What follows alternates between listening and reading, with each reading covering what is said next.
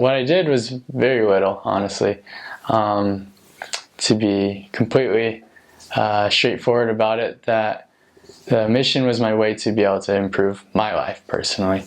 And so the preparation was just, do everything possible to keep yourself worthy so that you can go, because if not, I recognize that personally the other route wouldn't be pleasant at all. And so I met with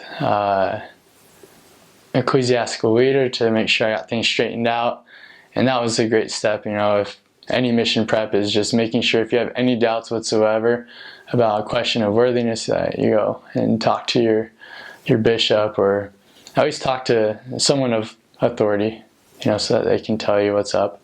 But in addition to that, what I wish I had done is an understanding of the scriptures. Everyone says that, but really what confidence you'll have in knowing God's words, and opposed to trying to offer your own words as a substitute for God's words, is incredible.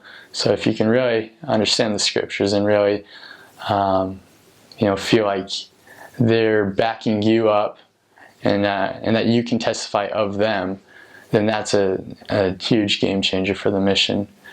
And so I got my call in January of 2013 for the mission in Brazil, Ribeirão Preto, and I still had a semester left at BYU, and so I knew I would be finishing that in April. I originally said I wanted to leave, like April 25th, like 2 days after the exams, but it turns out my MTC date was June 19th, and so I finished with school about April 24th, 3rd. I stayed a week with my sister in Boise, just being able to get some closure with them too. And then I went home and I worked for the last month and a half. And it was a hard month and a half too. I could definitely see that this mission would be extremely important, and it would change eternities for multiple people, because to get there on the mission was difficult. It was really hard. And so finally I arrived in the MTC June 19th, and immediately things just started clicking. I wasn't happy with who I was before the mission at all. I didn't have confidence in myself, because I knew my flaws and I knew how serious they were.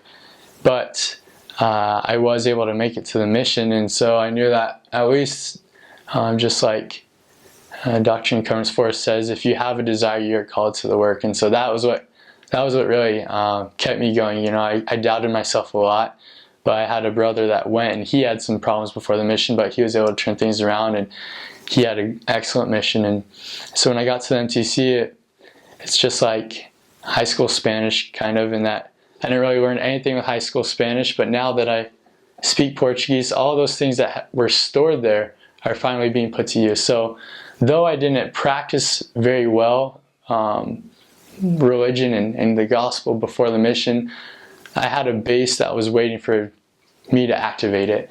And so the MTC and that rigorous schedule, it just ignited something in me, and it never really died. The whole mission, it was there, and it was very easy to want to be obedient, want to have change within me, so that others could also have change through my example and through what the Lord would do through me.